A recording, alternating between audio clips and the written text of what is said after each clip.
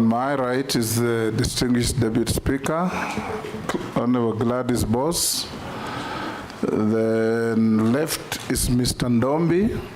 He is one of our deputy clerks. I will invite members of the committee to introduce themselves, starting with Honorable Naisula. Naisula Lesuda, MP Samburu West. Kimani Shongo. Nelson Koech, MP Belgut. And I'm David Kosing, MP Poko South. Gikaria David, Nakuru Town East. Mase Mary, Teso South. George Gitonga Murugara, Tharaka. Owen Baya, Kilifi North. Robert Mbui, Kadhiani. Stephen Mule, MP Matungulu. Rehab Mukami, Nyeri County. And I'm Caleb Amisi, Caleb Amisi support.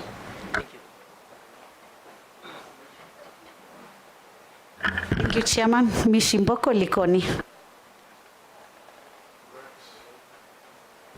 We will start you to take an oath. We have the holy books, the Quran and the Bible. Which one do you swear with? The Bible.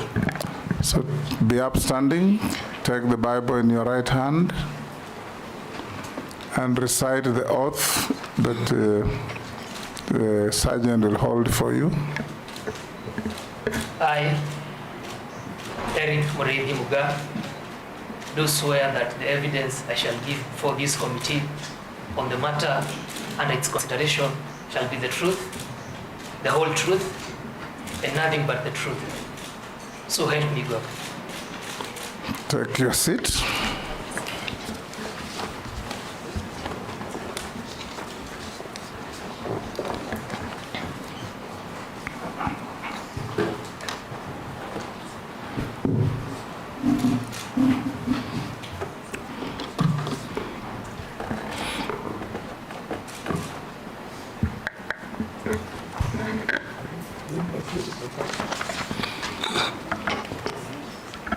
You've given her your papers to bring to the clerk.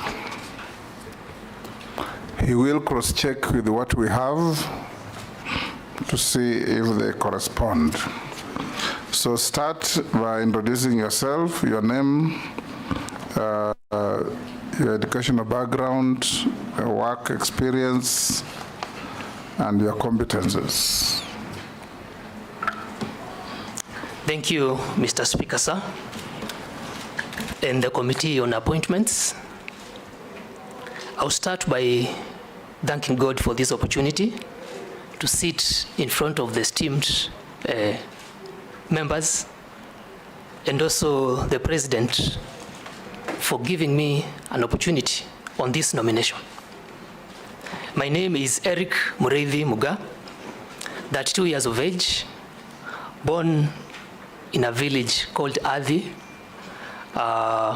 which is in Igembe South constituency, Meru County.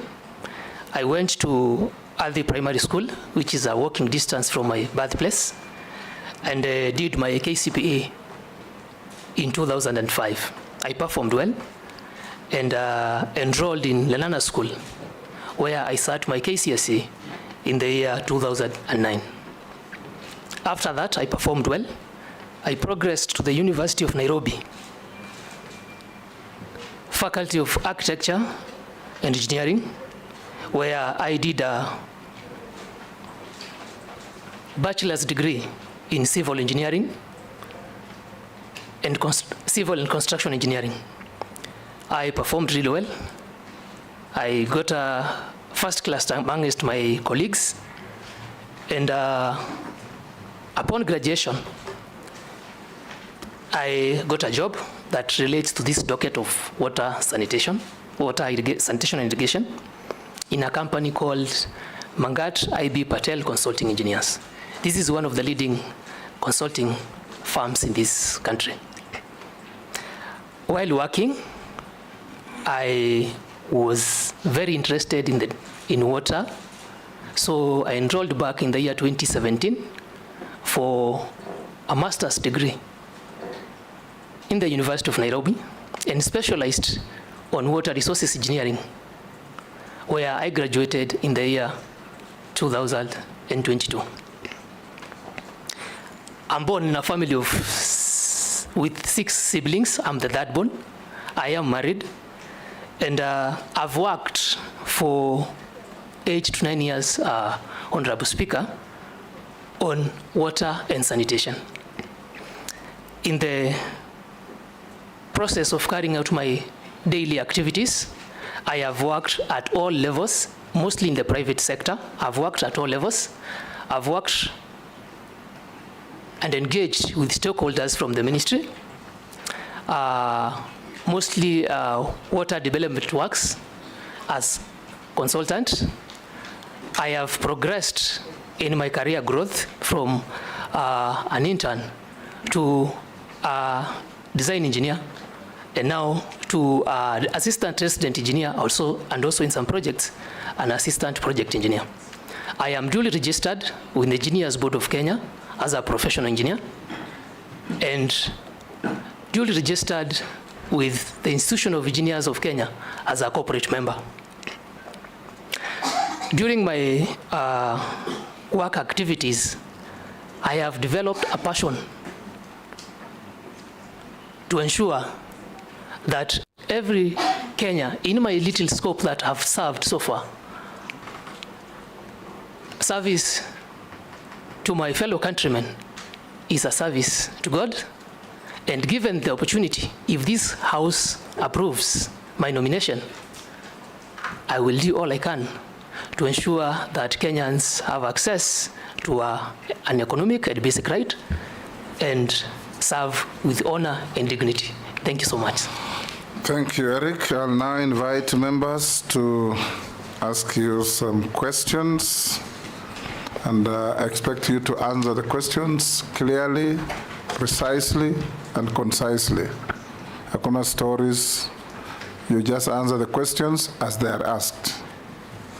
I'll invite the Deputy Speaker to be the first to ask you. Thank you, Honorable Speaker.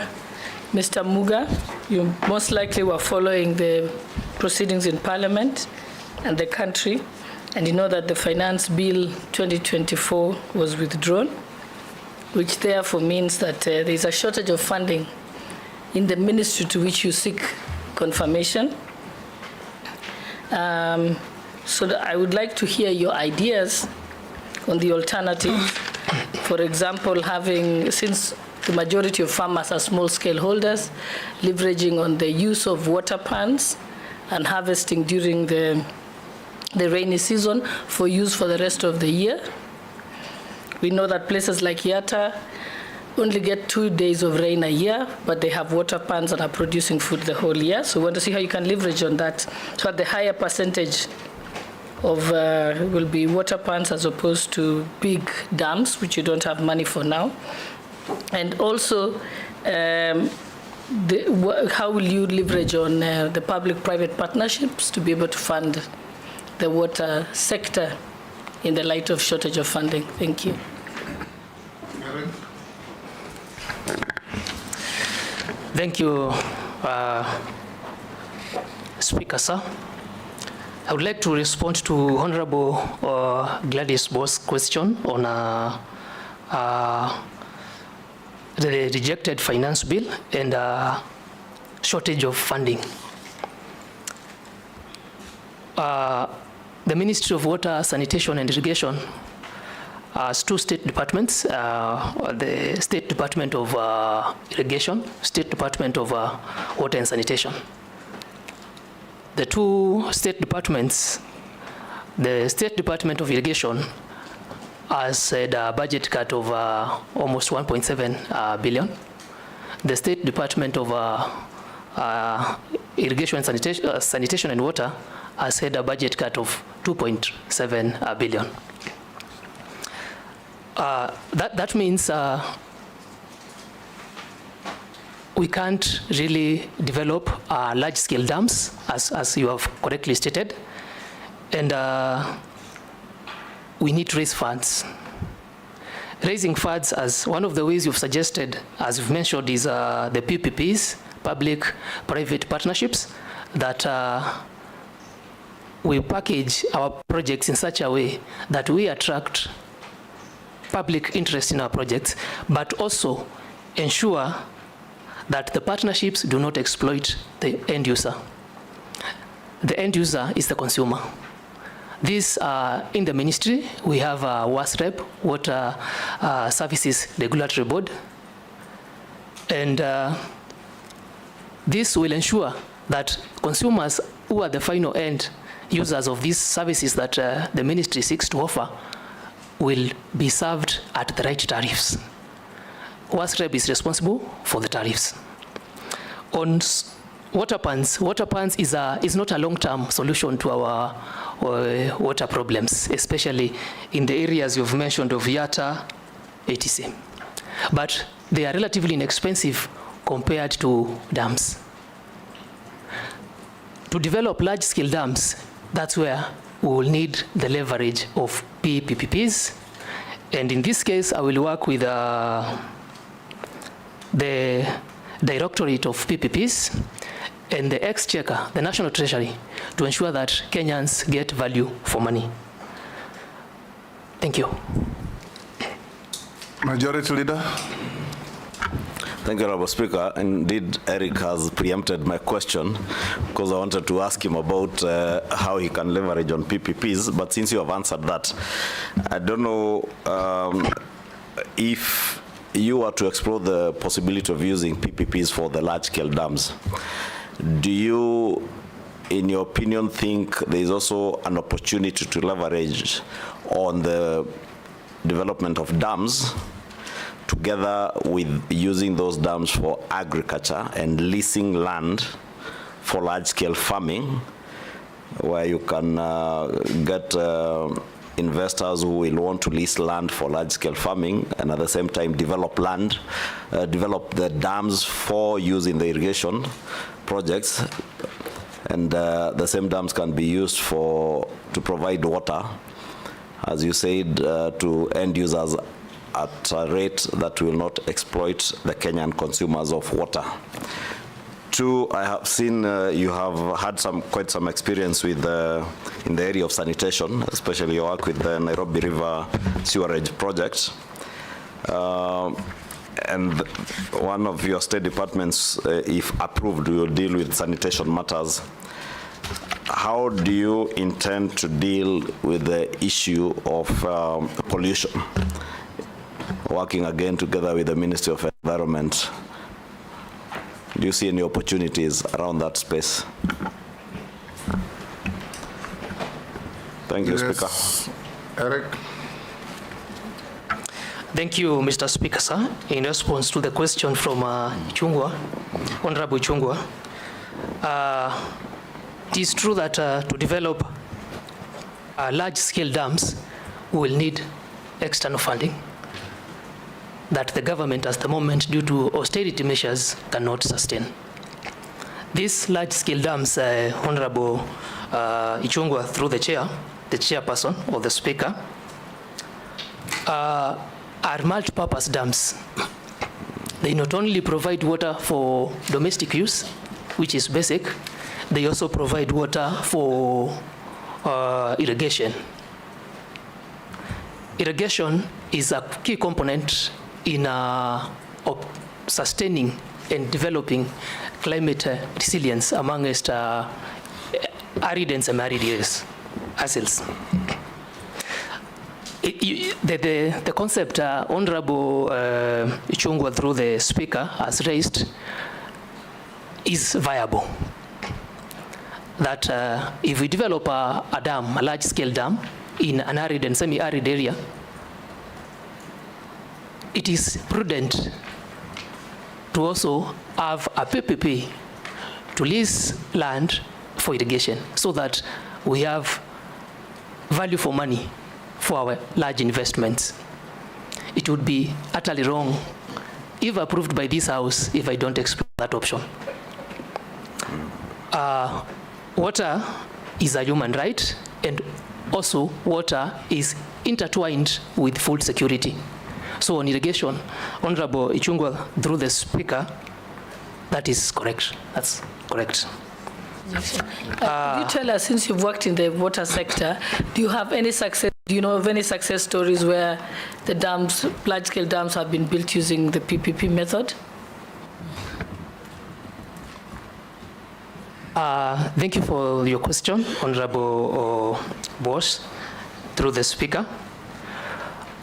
There are case studies. I haven't done any of them, but there are many case studies where actually in the development of concept notes for these PPPs, irrigation is a key component so that during financial feasibility, when doing a dam, we expect benefits, apart from indirect benefits of such as microclimates that develop within the region.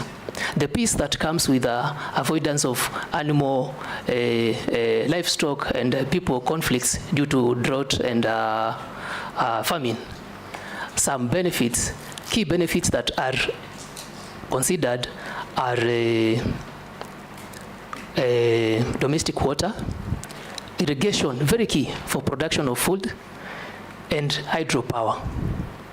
Thank you.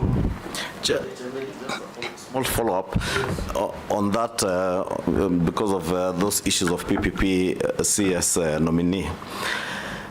You cut the image of a young person, very professional, a good scholar, and that of a clean slate. You'll be getting into a space in the public sector that over the years has been marred by corruption. I see you shaking your head. I hope that shaking of your head is signifying a determination that you will not get roped into the cartels that have bedeviled the water sector over the years. If you have been taken through the State Department of Irrigation and the construction of those mega dams, from Badasa to Ma Dam, they're all riddled with corruption. What can you tell the people of Kenya, and more so the young people of Kenya, in relation to where you stand today and the position you'll take in the fight against corruption in the development of water resources in the country? Thank you, Speaker. In response to Honorable Ichung'wah's question on the fact that I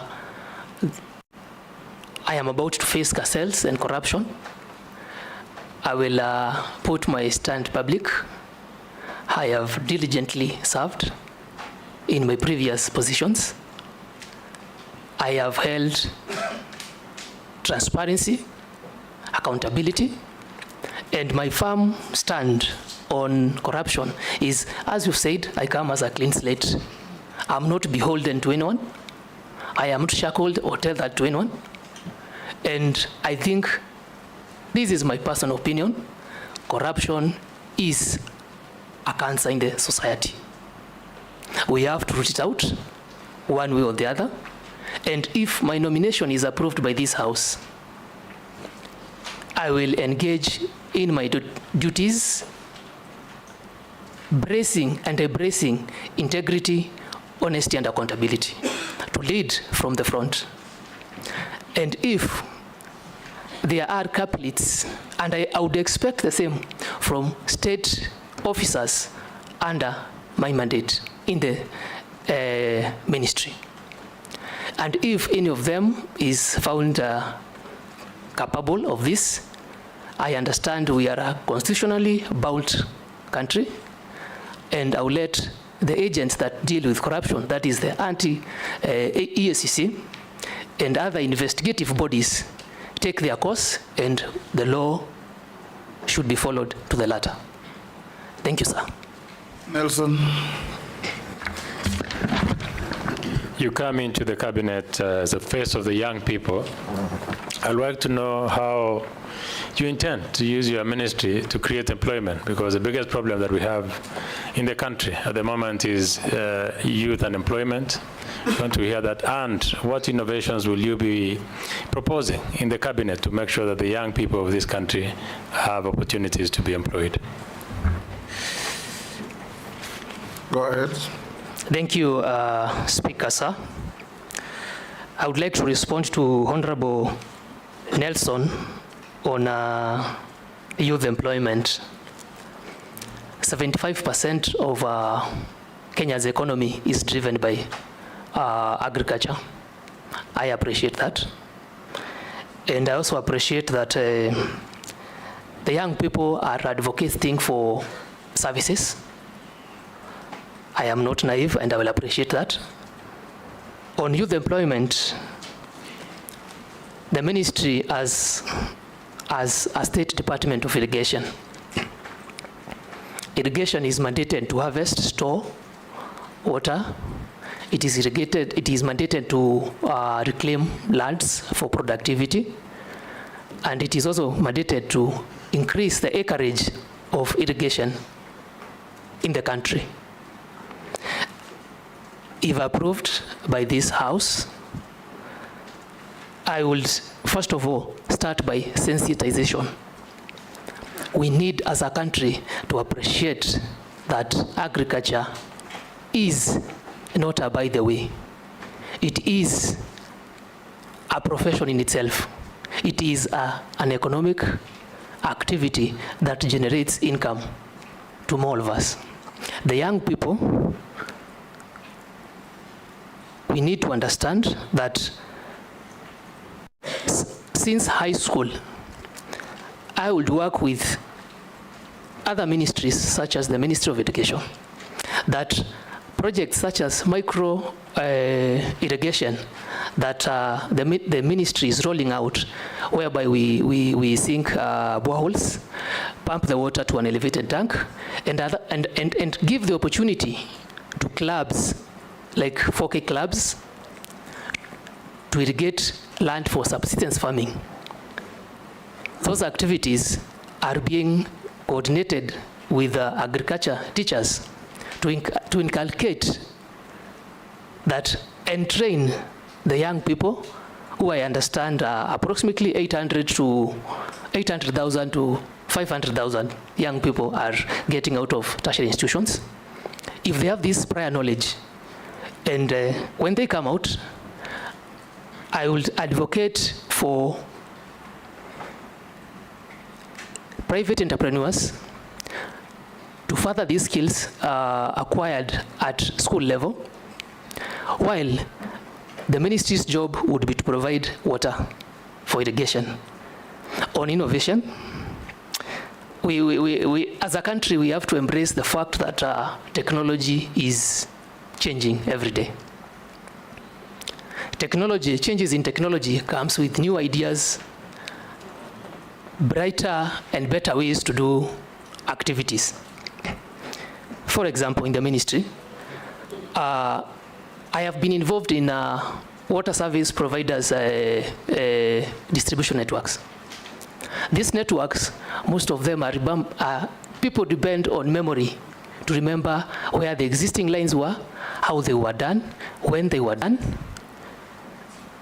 So I would encourage innovation in activities such as modeling, which will empower and employ young people in these water service providers to forego and to eliminate dependence on people's memory. Technicians depend on memory to tell you where the pipeline is.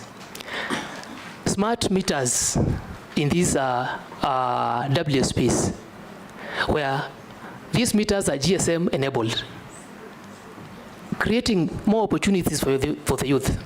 And if I find an opportunity to sit in the cabinet as approved by this House, I would also be a champion to developing policies, not only in my ministry, but in other ministries that include and take care of public participation, especially the young people, inclusivity, and that their opinions are heard and they find the final decision or the final policy that is adopted as a country accommodates their issues. Thank you. Thank you so much.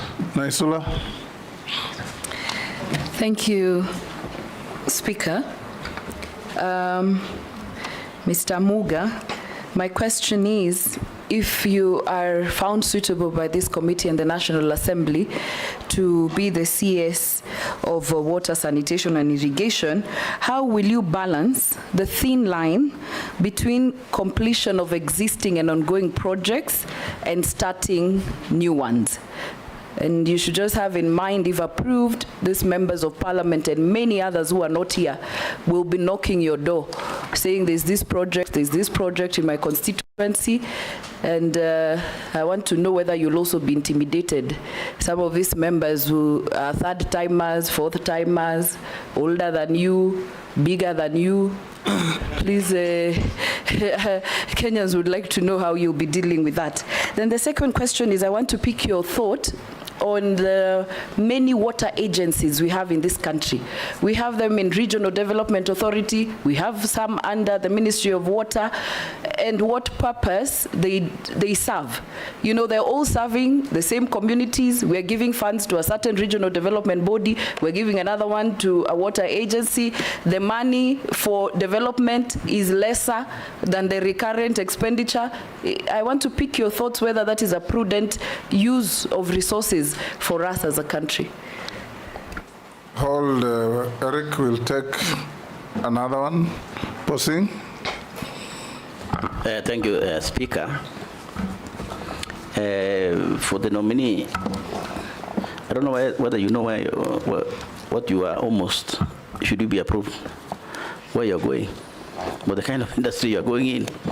And maybe to help Honorable Chair and Chairman and Speaker, two things. One, there are dams which are already built, and some of them are 50% in this country, big dams, some of them 50%, some of them 60%, 70% in terms of completion. And an example is one which is in my county. As an example, there are many in this country, but I'll give you one example, which is Meru Dam, which costed about like 10 billion Kenya money, but it's not complete. Now with the austerity measures or finance bill having been rejected, and many debate about now where we're going to get money, what will be your proposal on how to deal with that? Because PPP, which we suggested, is actually a future dams. But there are dams which are almost 80–90% complete, which are going to stall. And I hope you know what it means if a project is stalling like that. It means the contractor will be out of the ground, or is already out of the ground anyway, and then he's going to, whatever is asking government, that's accumulating interest. You know, so we will end up paying, rather than now paying 10 billion, we might do 20 billion. So what we do about that? Number two, there is a cancer which many Kenyans don't know. And I want to tell you, nominee, should you be appointed, please make sure, take care of this. From audit perspective, we have realized that as a country, there are again so many dams which are built using loans, right, from outside this country, from developing agencies or banks and so on. And that loan, Muuga, is being paid by National Treasury as exchequer, which means from our taxes. And those Kenyans who are paying those taxes, for example, are not even enjoying that water. So there's been a serious debate that even those agencies which run this water, those now regional agencies, they don't pay. So National Treasury ends up mobbing out taxes to pay for the loan about those projects. Therefore, there was a proposal, Muuga, there was a proposal in the discussion to say, why don't we charge a levy from the waters that we used to build using these loans, so that the National Treasury can build that loan. What will be your opinion as you come in? Will you agree with that opinion? And if you don't agree, what will be the future? Will we pay taxes on water? Too long, Posing. You have made your point. Is it too long? Yes. I thought I was building the point so that they can understand. Sometimes, Honorable Speaker, you've made the point. Yes, but sometimes we also help them to get knowledge. It's true. Okay. And there's a reason why we are in this committee, Chair. There's a reason. You've got the question. Start with Naisula, go to Posing. Thank you, Speaker. If I may respond to Honorable Naisula's question on the lean line between completion of projects and starting new projects. As I initially stated, I am well aware of our austerity measures. However, projects that have been started have already, Kenyans and the taxpayer has already sunk money in these projects. Honorable Naisula, through the Speaker, my target would first of all complete these projects and ensure that Kenyans get value for their money. How do they get value for their money? Through connections. The only proof that we are truly working as a country towards achievement of Vision 2030 of 100% water connectivity is by completing the projects and actually having connections to Kenyans. I agree it's a thin line between, because the House members may want new projects in their areas. And I would like to be reasonable and we'll ask the Speaker, the same matter might come to your house again to protect me, because members, Kenyans have already spent money on old projects that are not helping anyone. Unless we complete this, then we'll have a chain of incomplete projects throughout the country. And the Vision 2030, and well aware that water is one of the SDGs, Sustainable Development Goals, will not achieve that by 2030. The second question from Honorable Nesula through the Speaker was on my thoughts on the many water agencies we have in this country. Our constitution is very clear, and the Water Act 2016 on the establishment of institutions that are required to man and manage the water affairs of the country. In case there is need to review this, I will be open to advisement through, of course, consultation, because I'm a team player, and wide research to see whether we can channel that to a centralized system that is easier to monitor and save the recurrent expenditure that Honorable Nesula is worried about. Will members intimidate you? If I may answer the question, Honorable Speaker, I think don't look at the size and think you can easily intimidate me. So I'm comfortable in my shoes. I think I have proven that for many years that I've lived. Thank you. Or want to answer? Yeah, I can go through the question, but Honorable Kosing, through the Speaker, I would like to make it clear that I'm well aware of his dam. He has been vocal about this for many sessions in the House and in the previous, my predecessor, who was vetted on nominee on water. And I understand that his dam is approximately 50% complete. He has stated that almost 10 billion Kenya shillings have been sunk into the project, and now we are facing austerity measures, and this dam was not one of the PPP projects. And I'm also aware, as he said, of the costs that incur when a contractor stops work, claims that come, that are expensive to the exchequer. I would like to promise Honorable Kosing, if this House approves me, maybe I will take him exactly to his dam as I discuss and get facts on exactly the status of that dam, and not only that dam, all other dams that are being financed by the national government, the exchequer, prepare a report on the same, and if our finances are not adequate, I will come to this House again and table my case to ensure that we don't have hanging projects, as I said.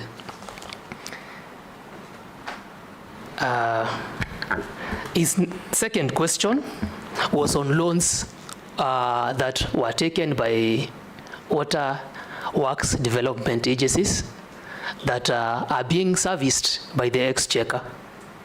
I am well aware that the Ministry, Department of Water and Sanitation, is approximately, has a loan of approximately 225 billion.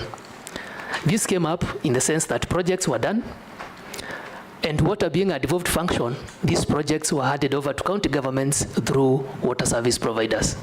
I have been in this industry with water service providers for a long time. Now, the status is the water service providers, most of them don't break even in their collection during billing. So there is no money remittance to the water development works that should trickle back to repayment of these loans. I can promise you, if this House approves my nomination, I will work to strengthen our water service providers' institutions. I understand and I am well aware it is a burden to the exchequer, and we will work to ensure that these water service providers reduce their non-debit water, increase their billing, increase their last mile connectivity. As I said, last mile connectivity is the activity or projects that bring value to Kenyans. And through that, when our institutions become semi-autonomous, we can generate enough revenue to help in payment of these loans. Otherwise, I will have to consult with the National Treasury and also the task force established by the President on debt restructuring. Thank you. Gikaria. Thank you very much, Chair. Nothing much on the questionnaire that you did fill in. You have indicated you are a director in JAFEC Limited Company. Does it deal in water and sanitation issues? If yes, then how are you going to address, as per bullet 26, the conflict of interest, potential conflict of interest? Thank you, Chair. Thank you, Speaker Sir. If I can address the question from Honorable Gikaria, I understand the responsibilities of this office if approved by this honorable committee. And yes, JAFEC is a group of like-minded engineers, very bright, to be honest. And if approved by this House, I will have to take a step back from that. Under the conflict of interest, as I said earlier, I have given word that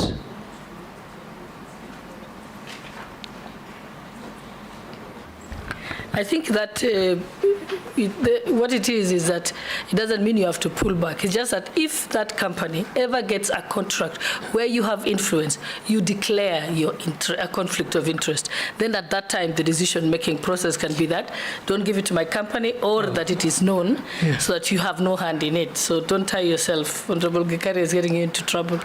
No, Thank you. I appreciate what you have indicated, because what I expected is that he will declare his interest and maybe vacate. Erick, be very concise. He asked, are you a director of this company? Yes. yes.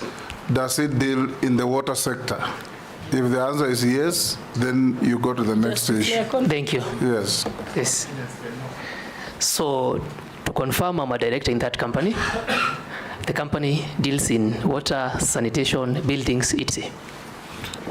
Okay. Robert Mbui, you'll pass. Owen. Looking at your CV, Mr. Muuga, our nominee, I see that you have done extensive work in Kilifi.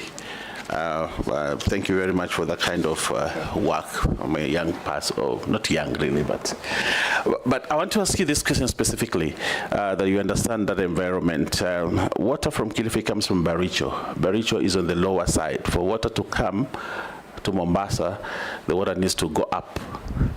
You know, so this is one of the unique cases in Kenya where you have water has to go up instead of gravity. The cost of electricity there is exorbitant, is very, very high. And the people of the coast actually have issues with power that is used for production of water. Now, the water is a constitutional right, but the cost of producing that water is very, very high, and therefore leading to high electricity bills with Kenya Power, and sometimes water is disconnected because of very high. What would be your solution to solve that problem, especially for the whole of coast region, where water has to be generated, has to be pumped up using electricity? What is your practical solution to that problem? Hold, Erick, yes, Murugara. Take those Yes, two. thank you, Mr. Speaker. One question. Erick, Kenyans have waited for water for the last 60 years with abated breath. Millions of households everywhere are waiting for water. And they now look upon you, if approved by this House, to actually give them water. What is your word to them? And what should be their expectation from you as a young qualified engineer in water, on whom they will place a lot of reliance as far as water is concerned?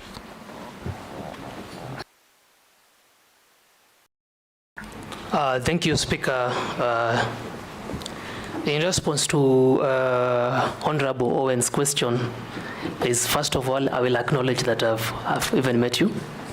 I've worked extensively in the water distribution network in Kilifi. And the challenge is you get water from Baricho, well fields, where water is pumped to Gutatu in North Mainland. This is in Mombasa. And that is a long stretch. Unfortunately, the coast region is relatively flat. So flow by gravity becomes a little bit a challenge. But your solution is in Mwache Dam, which is being built in Kwale. So I know the rationing there is almost twice. Water comes on Friday and Mondays. And to solve your problem, unless we sink boreholes in Kilifi, then you don't have an active river, or think of desalination, which is a relatively expensive way of doing it. So once Mwache comes in and water is supplied to Mombasa and the Kwale County, your rationing problems will reduce, because that water will come up to Mtwapa, serve Kilifi, and then Malindi. So, and your power expenses will be alleviated a little bit. That's being pragmatic to this committee. Yes, Murugara's question. Kenyans have waited for many years, Honorable, through the Speaker, Honorable Murugara, as we've said. The ministry has a vision of ensuring 100% connectivity to all Kenyans by 2030. This also agrees with the Africa Water Agenda 2063. My word to Kenyans is, I will do all I can. I will zero mostly on water that is not accounted for, water that is abstracted but does not get to the end user. In Kenya right now, that percentage stands at about 45%. That is water that does not have an economic impact directly to the water service providers, and also to Kenyans. If we at least reduce that and also sensitize Kenyans that it is a sole responsibility of every Kenyan to conserve the little that I have. Conservation is key for our renewable sources. That is my commitment to the people of Kenya. Thank you, Mr. Speaker. Mr. Speaker, I'll introduce myself. I was out, I had gone for mosque. My name is Abdul Rahim Dawood, MP for Nominee, and I probably Engineer Muuga was born in the same hospital I was born in Maua General Hospital. But I will ask my question. At different times. At different times, yes. A span of more than 25, 30 years. He's like my son. Ms. Engineer, you know, I'm hearing dams being built everywhere. But in our region, we've been told about the Kianjuri Dam, which will take water up to Tharaka. Not just Meru County, it will go up to Tharaka, maybe even Embu. I want to know, once you get in, you're talking about the existing which are there. If you come to do ours, will it be in this lifetime or maybe another lifetime? Second, there is a project which has been ongoing in Meru, sanitation, because sanitation is your forte. Sanitation, we've got Meru sewage plant, which has been built for the last 5 years, and it is never being completed. We need sewage everywhere in this country, plants. We need to get it out of towns. What do you envisage to do when you're there? And the last one is, you have talked about boreholes. I don't know if you're aware, in Nairobi, there are 6,000 boreholes. Only 2,000 are licensed. 4,000 boreholes are not licensed. Is borehole the way to go to get water when the aquifers are already dry? So how would you approach that, and how are you going to control it? Thank you, Mr. Speaker. Mary Amasa, let's take the next one.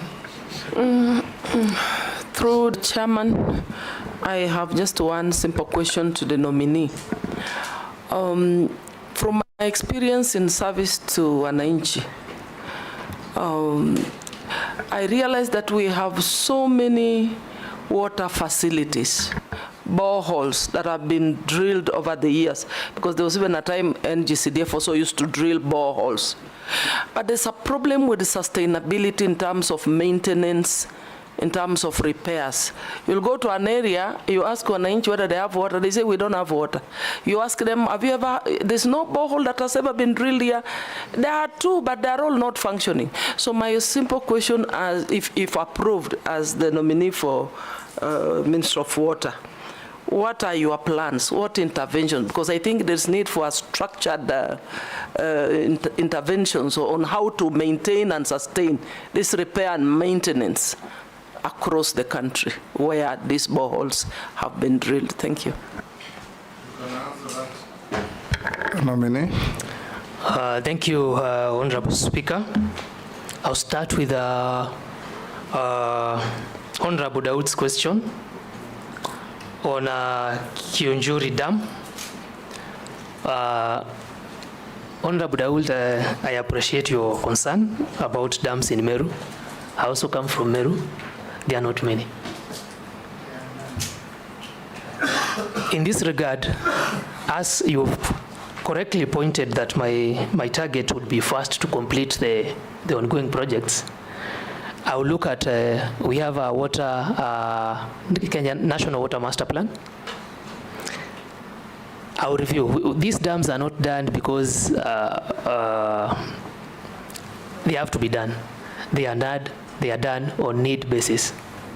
So if there are regions that are more deserving, in the spirit of integrity, we will do the right thing. And as you said... Point of order. Yes. Point of order, Speaker. Yes, Daud. The nominee, although he comes from my county, and he's aware of, maybe he's lived out of Meru for long, and he says they will prioritize where there is a need. Honorable Murugara's constituency and his county, there is a big need. Even in my constituency, there is a big need. So let us not be put in the ones who are satisfied. We are not satisfied. Go ahead.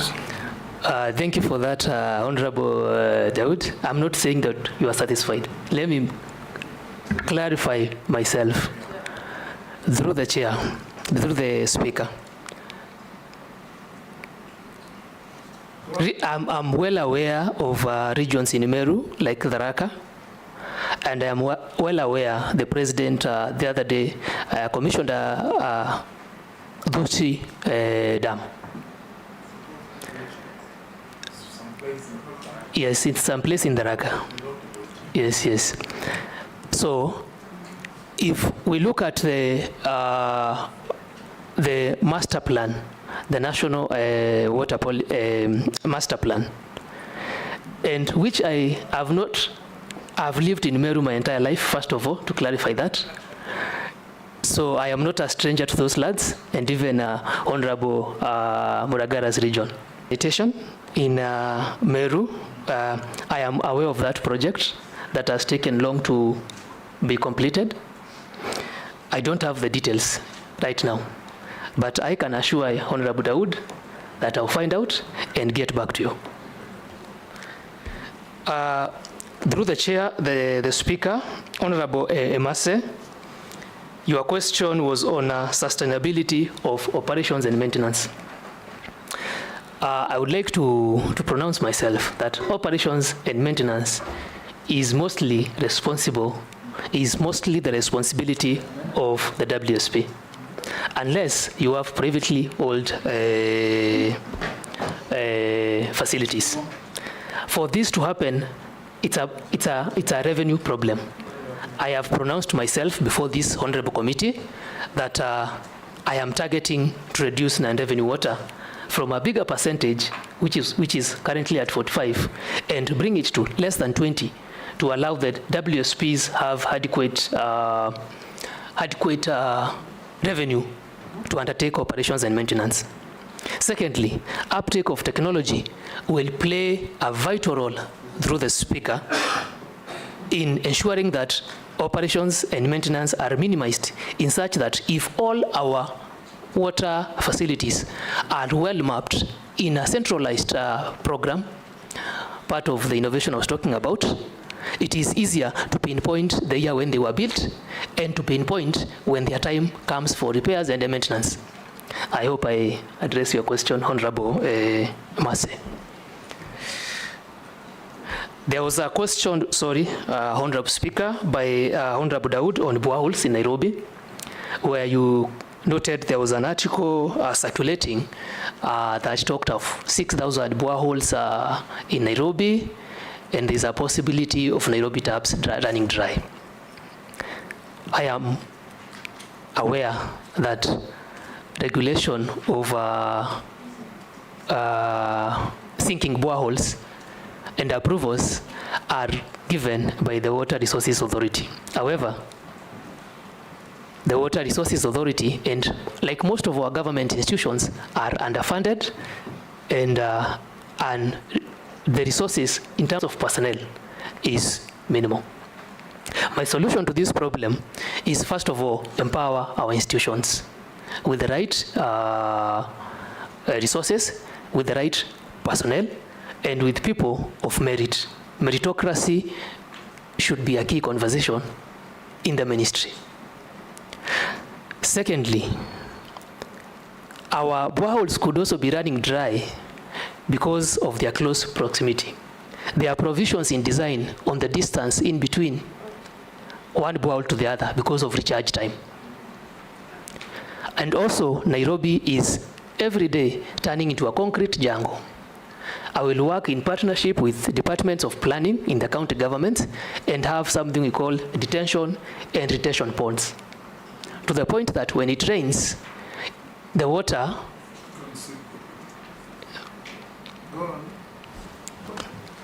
Okay. Go on. Okay, thank you, Honorable Speaker. I thought you were interjecting, sorry.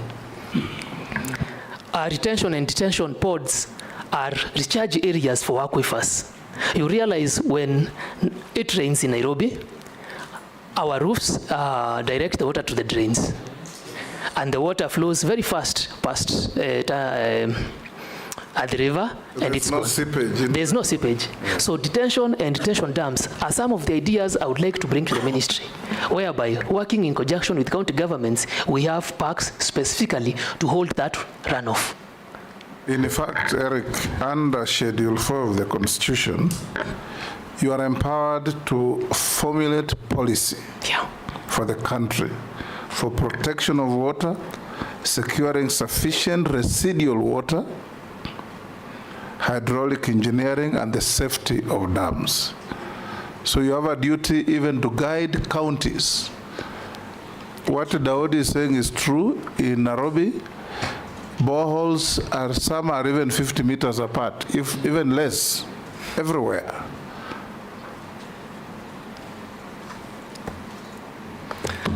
Thank you, Honorable Speaker, for that support. And Honorable Daud, this is not a theory. I have been to Israel to benchmark on the same. So this can happen. Amisi? Thank you, Mr. Speaker. Mr. Speaker, to the Honorable Nominee, I understood that you said you are 30 years of age. So in the demographic bracket, it puts you at the millennial, just like me. I'm a millennial. Yes, he's actually a millennial. Yeah, he's a millennial. The last of millennial, yeah. Yeah, he's a millennial. I think I belong in the middle of the millennial. Yeah, so you are basically closer. You are the closest the Gen Zs can come to. And that puts you like a control experiment in the management of the nation. A point whereby if you succeed, the young people feels that, yes, we can do it, one of our own did it. And if you fail, that will be the end of the young people's agitation in this country, because you will give a mark that even if you are given a responsibility, one of your own was there, and this is what he did. You understand that's a very, very important position you are going in. And that marks my question that what is this managerial experience that you bring to the ministry that you are going in? Then secondly, there is a drought problem in this country, and the water harvesting has been suggested as one of the ways of combating, just to mitigate the effects of drought on the supply of water, and especially to schools, because you see members of parliament running helter-skelter in town looking for water from all the ministries and parastatals. It's basically the problems of water in schools. How do you intend to mitigate the drought area and the supply of water to schools across the country? I want you to juxtapose that one with the presence of Lotikipi. There is a Lotikipi aquifer that can supply, it has been found out that it can actually supply underground water for 70 years to this country. How do you plan to utilize that? Thank you. Hold, Erick. Mukami has nothing. Mishi? And Honorable Speaker, yes, just as to say that these questions were actually sent to me by Gen Zs. Mishi? Yeah, thank you, Honorable Chairman.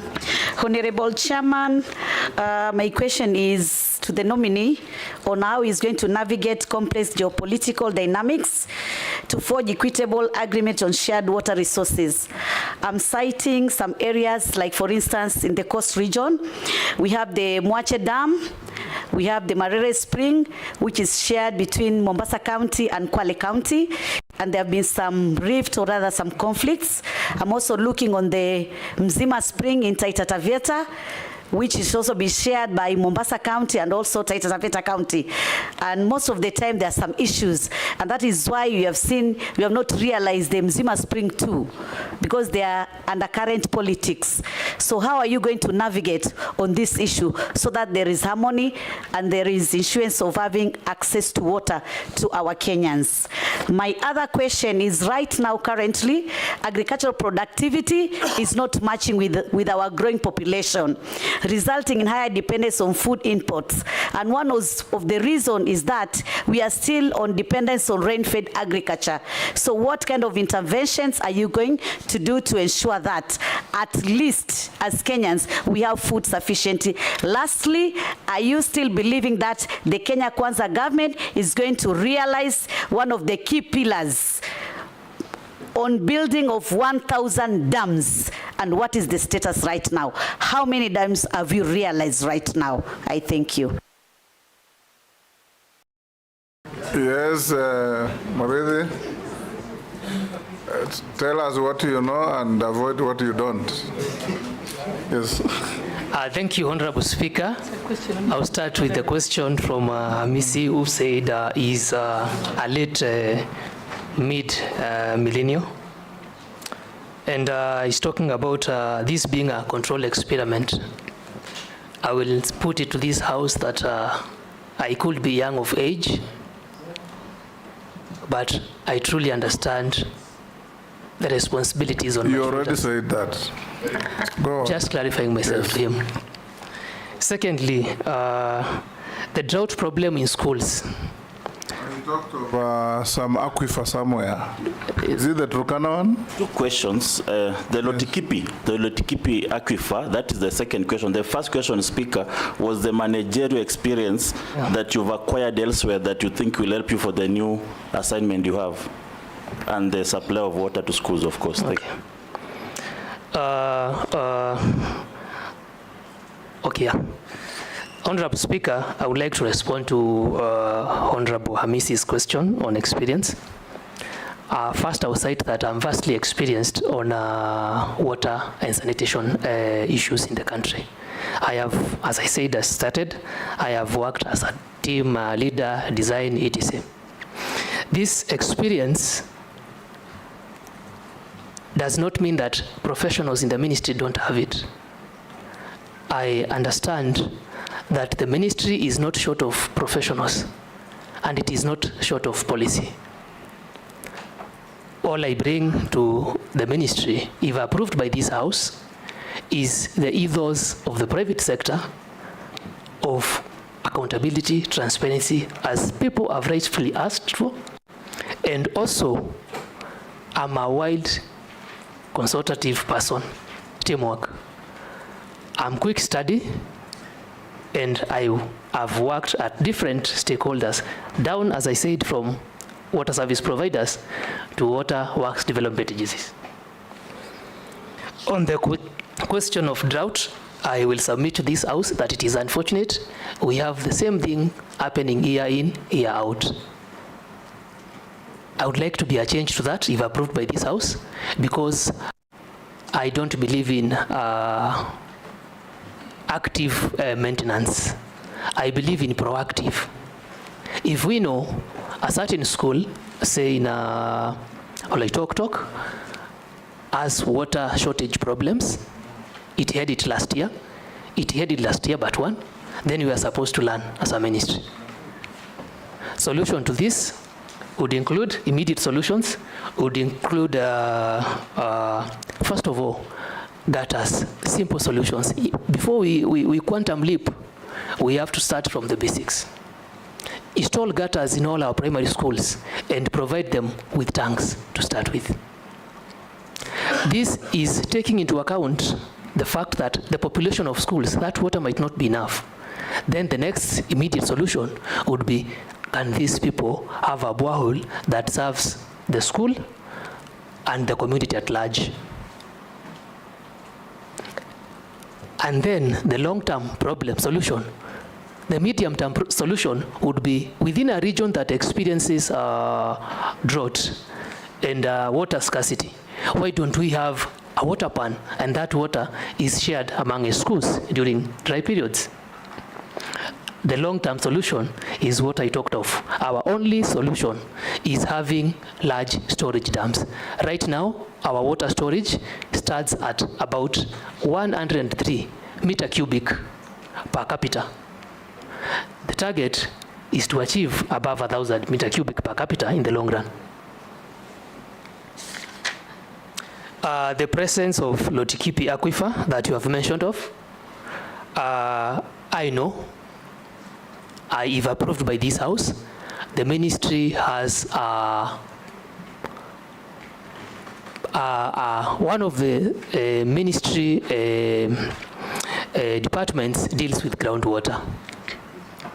Groundwater is in form of aquifers, as you have rightly pointed. So if this is true, I don't know where you got your data from, the Gen Z who is asking that question. I would like him to provide research, because I believe in research and proper mapping. Then this would have been a game saver, a game changer in those regions.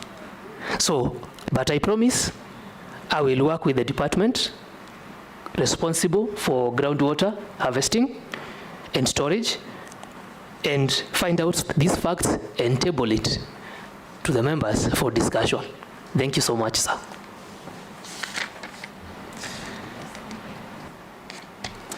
Honorable, if I may, Honorable Speaker, to respond to Mishi.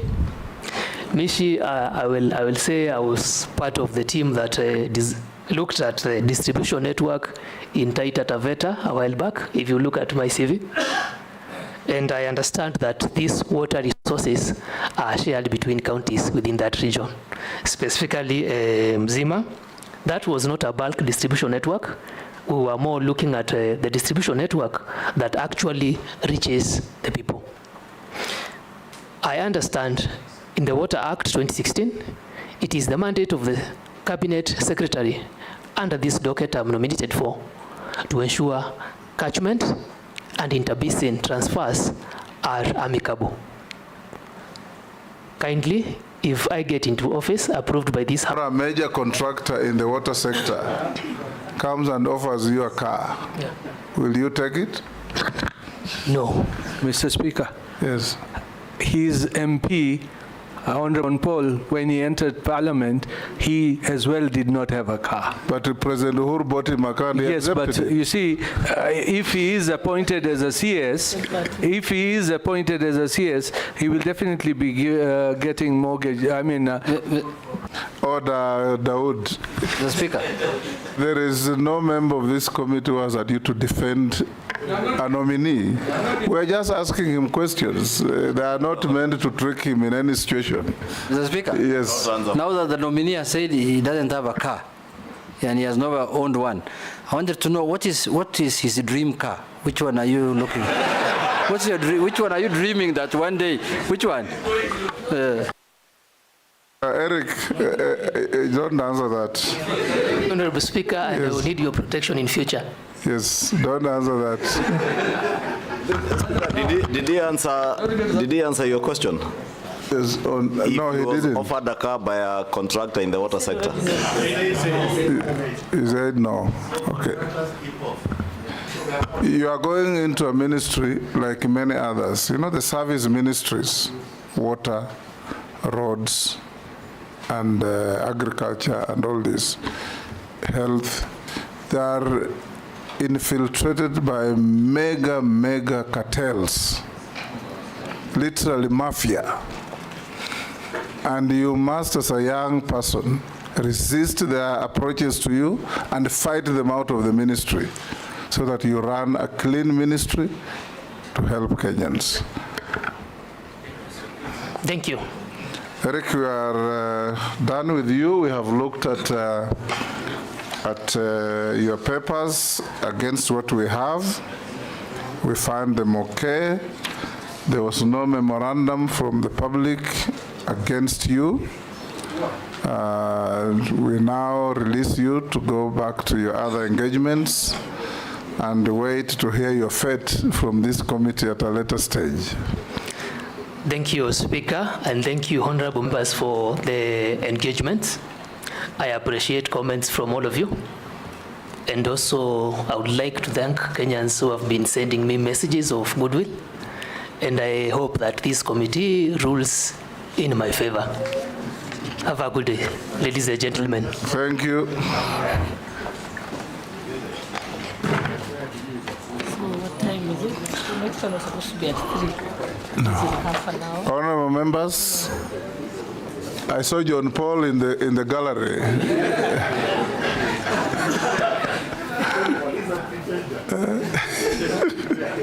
Honorable members, we will now break for lunch for 30 minutes.